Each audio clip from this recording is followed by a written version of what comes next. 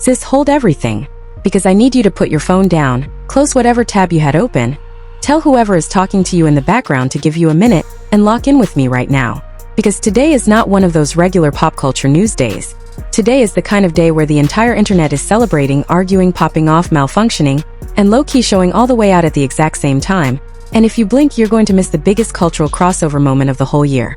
Cardi B just carved her name into the record books in a way that literally nobody breathing on this planet can ever take away from her again. I mean that. Nobody. Ever. And meanwhile, of course, because when does she ever let a moment go quiet, Rihanna and A$AP Rocky decided to remind the entire globe exactly why the two of them have been sticking together, popping up in Barbados looking like they personally financed the whole carnival and every act in it. But hold up. Because Rihanna's outfit had social media losing every single ounce of composure it had left. And not for the reason you're thinking, boo. Not even close. I need to walk you through both of these stories brick by brick because on the surface they look like two totally separate wins, but if you really pay attention to what's happening underneath, they're telling the exact same story about black women in music running this decade with absolutely zero permission from anybody, and honestly, they're doing it with a kind of coordinated timing that feels almost supernatural. So let me lay this out slowly, because y'all know I don't do half-truths on this channel. On August 3, 2026, Cardi B officially became the female rapper with the most RIAA Diamond certified records in the entire history of American music. Not this year. Not this decade. In history. And before somebody in the comments tries to be cute and say, well, this must be her first big plaque. No ma'am. Sit down. This is number 4 for Cardi B. 4. Say it slow with me. 4 diamond plaques hanging in Cardi B's house. And the RIAA made it plain as day when they posted the official announcement on their verified X account confirming that WAP with Megan Thee Stallion had officially crossed the diamond threshold. Now, for the newer heads in the room who might not fully understand what that means, let me break it down like we're in a college lecture hall for a second. A diamond certification is not something the industry hands out because they think your outfit was cute at an award show. That plaque represents 10 million certified units sold or streamed inside the United States alone. 10 million. That's not a lucky viral moment. That's not one summer of playlist attention. That's not TikTok making a sound blow up for a week. That is years and years and years of real people running that song back like their entire life depends on it. Now hold up a minute, because I already see the fingers typing in the comments getting ready to act like this achievement came out of nowhere. She has been quietly stacking these diamond plaques for years while everybody else was busy debating whether she was even a real rapper, whether she wrote her own bars, whether she deserved to be in the conversation. And every single time somebody tried to write her off, another one of her records went diamond.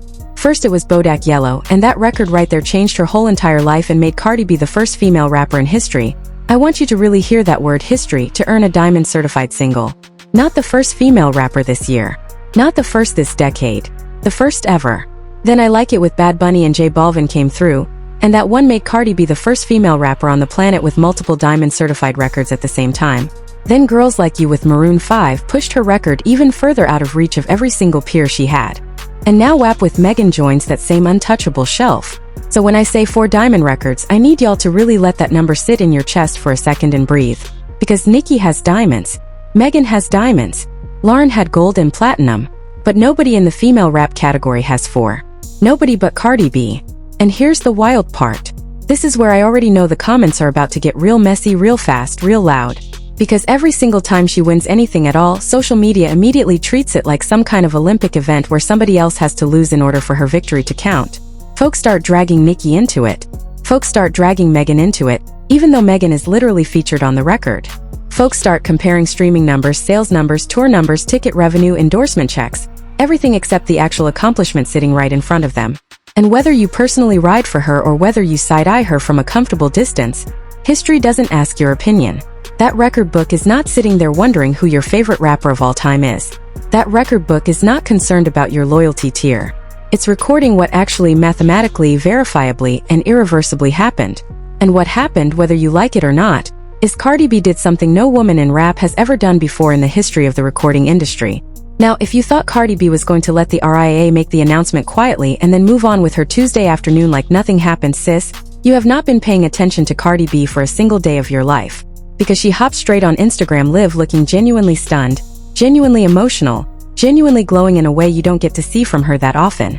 And Cardi B told the fans she's already planning a private celebration in New York City to lock this moment in permanently. And here's the part that got me. Cardi B said the party isn't just about the diamond plaque itself. She said the party is going to be about her 4 diamond records, her brand new single that's about to drop, and life itself. Now baby, when somebody tells you they're throwing a party for life itself, that tells you they are in a completely different headspace than the person the internet has been trying to paint her as for the last 2 years. After everything Cardi B has been through, the constant online criticism, the relationship drama that had every blog and every podcast eating for months on end, people questioning her every single move, her parenting choices, her music choices, her marriage choices, this feels like one of those rare moments where she finally gets to plant her feet in the ground and go, nah, I actually earned every single bit of this and nobody is taking it from me. And listen closely, because I already know social media is about to be dissecting that guest list like it's the Oscars red carpet. You already know the blogs are refreshing their pages waiting to see who walks through those doors. And if she posts even one blurry 3-second clip from inside that party, that clip alone is going to run the news cycle for another 48 hours minimum. That's just the Cardi B effect. She could sneeze on Instagram Live, and it becomes a trending topic before she wipes her nose. But this time, she's actually got something monumental to celebrate. For Diamond Records is not a trending for a day moment. That's not a we'll forget about it by Friday moment. That is a we're teaching this in music business courses in 20 years moment. Now here's what I really want everybody to sit with for a full second before we move on. Cardi B has not been in this game nearly as long as some of the artists people love to compare her to when they want to diminish her.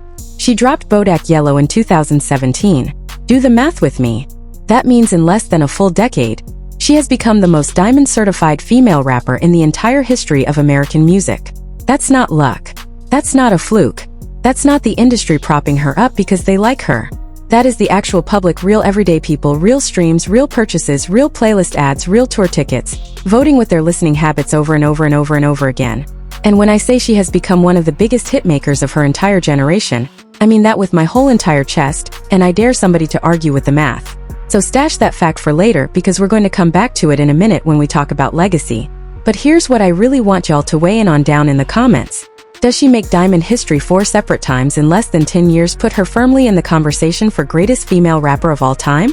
Or do y'all think diamond plaques don't tell the whole story of what makes somebody great?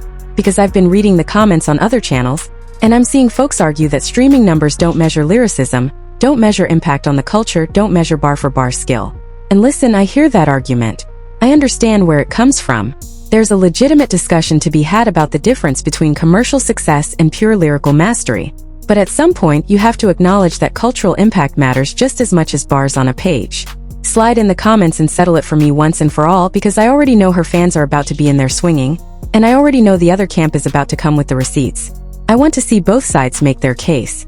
Now, speaking of women who know exactly how to snatch the entire internet without even opening their mouth, let me shift gears and tell you all about Rihanna. Because while she was collecting diamond plaques stateside, Rihanna was busy turning her entire birthplace into a personal runway. And honestly, she wasn't asking anybody's permission for any of it. Rihanna and A$AP Rocky made their long-awaited, heavily anticipated return to Bridgetown, Barbados this week for the annual Crop Over Festival and Grand Kadooment Day, which is one of the most sacred cultural events on the entire Caribbean calendar. And I want you to fully understand, the second that couple touched down on Bajan soil, social media completely lost the plot. It wasn't just a vacation. It wasn't just a photo op. It wasn't just another celebrity family trip. It was a full-blown cultural moment that had every Bajan online proud, every fashion blog scrambling for photos, every stylist and designer taking notes, and every hater confused about how to even attempt to be mad without embarrassing themselves. And this trip wasn't only about carnival either, which makes it even more interesting. It also doubled as a private celebration for their youngest son, Riot Rose, who just turned 3 years old, and their older son who's been growing up right in front of the cameras. But let's be honest with each other for 1 second. The moment Rihanna stepped outside in her Kadooment costume, everybody momentarily forgot that Riot Rose even had a birthday to celebrate. She showed up wearing a custom-designed carnival look created by Bajan designer Lauren Austin, and boo, that outfit was not playing games with anybody. It had colorful body jewels catching every single ray of Caribbean sunlight and reflecting it back at the crowd. It had dramatic feathered wings that spread out on either side of her like she was about to actually take flight over the parade. It had a massive matching headdress that must have taken structural engineers to keep balanced while she was moving through the crowd. And she finished off the entire look with bright magenta lipstick and sparkling gems placed underneath her eyes that made her whole face glow from across the parade route like a walking chandelier. Now here's the wild part, and this is where the internet split completely down the middle in real time. Some folks were saying it was the boldest carnival look Rihanna has ever worn in her entire career, which is saying a lot considering the outfits she's brought to previous crop over festivals. Other folks, and I need y'all to hear me clearly, this was mostly Americans who have clearly never once stepped foot at a Caribbean carnival in their entire life, were online pearl clutching about how much skin was showing in the outfit. And I need to say this loud and clear so the people in the back can hear me. Rihanna was not wearing a Sunday church outfit. She was not walking into a corporate board meeting. She was wearing traditional Bajan carnival attire, in her own country, at her own cultural festival, on her own sacred soil, surrounded by her own people. What she wore is exactly what thousands upon thousands of Bajan women wear every single year for crop over, and have worn for generations before her, and will wear for generations after her. That is the tradition. That is the culture. That is the whole point of Kadooment Day. So if you clutched your pearls at the feathers and jewels, I need you to sit with the very real fact that your discomfort is your own homework to do, not hers to fix. And listen closely, because this is where Rihanna showed the whole world why she's Rihanna and everybody else running around trying to be her is not even close. Instead of just standing still for cameras and posing pretty for magazines, she and Rocky were actually outside living the whole experience.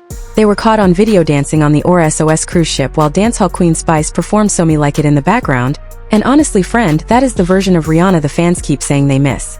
No red carpet lighting. No corporate rollout schedule. No PR team choreographing every move. Just vibes. Just a woman back home in her homeland, surrounded by her people, her culture, her partner and her music, actually enjoying the moment instead of trying to monetize it. Then later, the couple pulled up to the Imagine Reggae show to soak in the local music scene, right alongside the everyday Bajan crowd. Not in a VIP tent behind bulletproof glass. Not behind velvet ropes with a security detail bigger than the stage.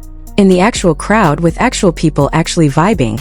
And I love moments like that with every ounce of my being, because even with the billion-dollar Fenty Beauty empire, the maternity brand, the Savage Lingerie empire, the residency conversations, and the constant global celebrity noise following her around, Rihanna still seems her most genuine, most rested, most peaceful self when she's back home in Barbados celebrating her own culture in front of her own people who knew her before all the fame ever hit. The family also reportedly threw little Riot Rose a Spider-Man-themed birthday celebration, complete with colorful balloon arches, custom Spider-Man decorations, and a custom cake setup that gave fans another sweet glimpse into the extremely private side of their world. And if you know anything at all about how Rihanna handles her kids, you know she keeps those babies protected like they're priceless artifacts because they are. So the fact that she gave the internet even a small peek behind the curtain tells me she wanted the culture specifically to know that her sons are being raised inside of Bajan tradition, not away from it. She's not hiding them from their heritage. She's rooting them in it. Now here's where this whole carnival story got extra spicy, and I need you to buckle in. Because the second video clip started circulating online of Rihanna whining on A$AP Rocky, in the middle of the street with her carnival costume moving with her. The American internet lost every last piece of composure it had left. People were in the comments acting like they had never seen a woman dance in public before in their entire life. Y'all, I could not stop laughing at the reactions. And I want to be so painfully clear about something. There is absolutely nothing shocking, nothing scandalous, and nothing even remotely inappropriate about Rihanna and Rocky whining together at a Caribbean carnival. Because whining is not something somebody invented last week for TikTok. Whining is centuries old. Whining is culture. Whining is history. Whining is how Caribbean people have expressed joy, courtship, celebration, community, and cultural pride since long before American pop culture even existed as a concept. So when I see her dropping low on Rocky with that costume flowing behind her like a peacock in full bloom, I do not see something to clutch pearls over. I see a Bajan woman doing exactly what Bajan women have been doing at crop over for generation after generation after generation. And the fact that she is also a mother, also a business mogul, also a global fashion icon, does not somehow disqualify her from participating in her own cultural tradition. If anything, it makes it more powerful, more necessary, more important. Because she's showing every young Bajan girl, watching from home, that you don't have to leave your culture behind to become successful in the wider world.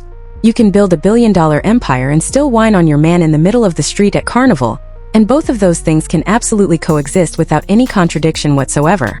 And on everything I love, the same people online policing her outfit are the exact same people who post thirst traps on Instagram every single Tuesday of the year. That kind of selective, hypocritical outrage tells you everything you need to know about who is really uncomfortable with a black woman celebrating herself unapologetically in her own homeland.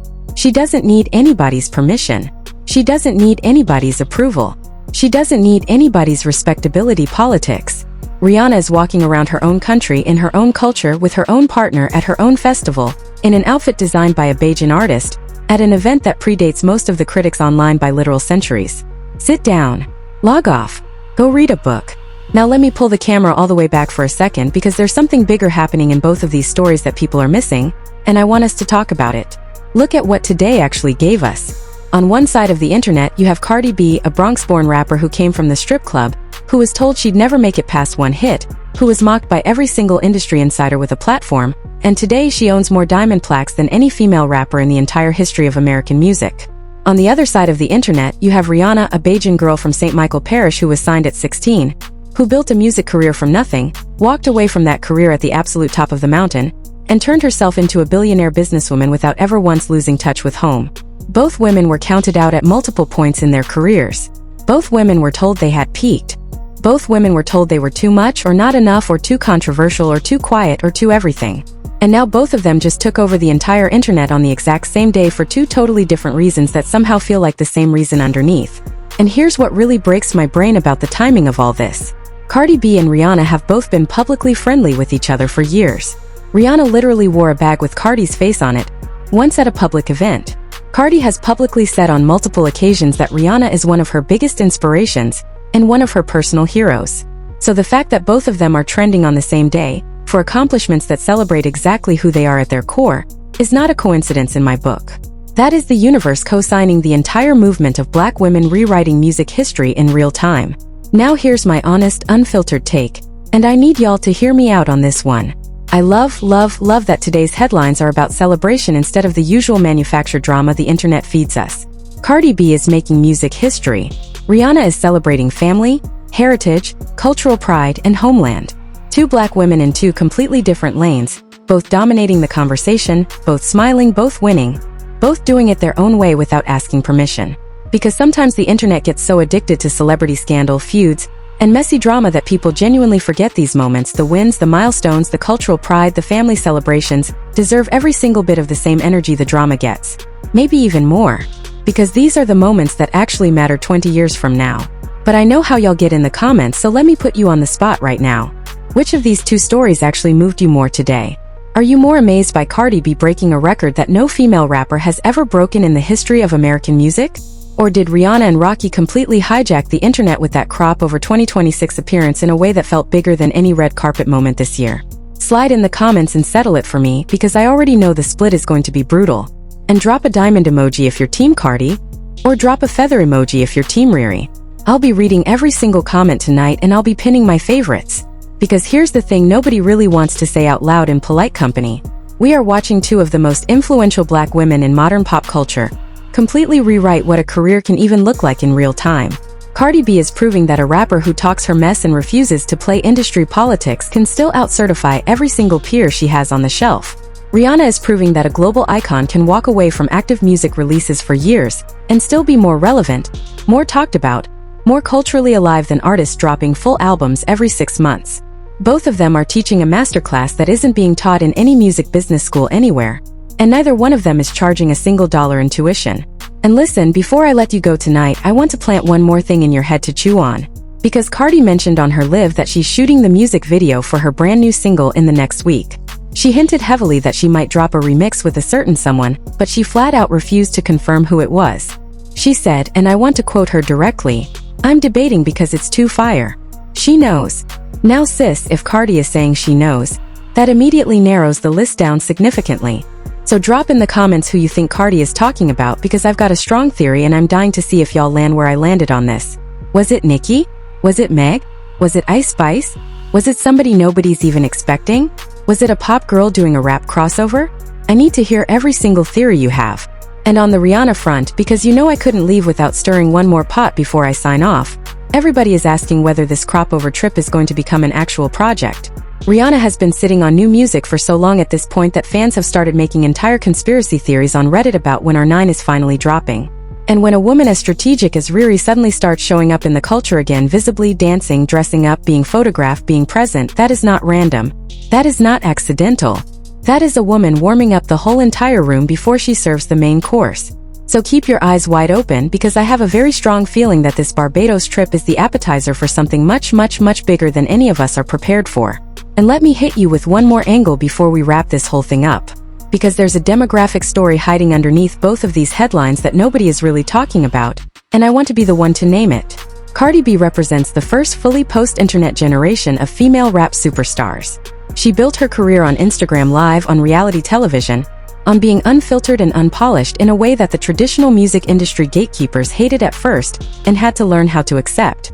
And now that same woman that they mocked for being too loud, too crude, too raw, is holding 4 diamond plaques while the polished, industry-approved versions of her competition are running around trying to catch up. That's a whole cultural shift right there. That's not just a music milestone.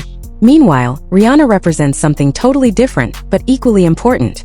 She represents what happens when a black woman from a small island refuses to be boxed into the singer category and forces the industry to accept that she is a full-spectrum creative and business entity.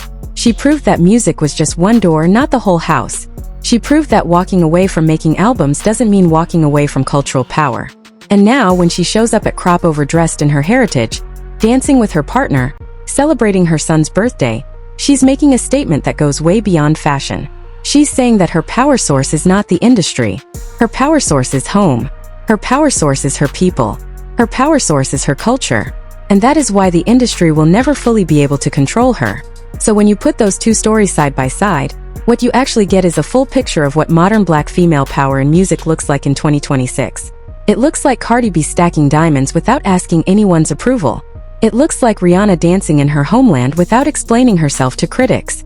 It looks like 2 women from 2 totally different origins, arriving at the same cultural summit on the same exact day and looking around like, yeah, we did this ourselves. Thanks. And I want to say one more thing before I finally wrap this whole breakdown up, because it's been sitting on my chest this entire video. Y'all need to protect these women's peace when they are winning, because the same internet that celebrates them today is the same internet that will pull out the pitchforks tomorrow the second something goes sideways in their personal life. Don't be that person. Enjoy the win with them. Celebrate the accomplishment with them. Post the diamond emoji, post the feather emoji, post the applause, share the clip. Because black women in music, especially at this level, don't get to have peaceful wins very often. So when they do, we hold the moment together, we let them enjoy it, and we let the culture breathe with them for a full news cycle before the next scandal is manufactured.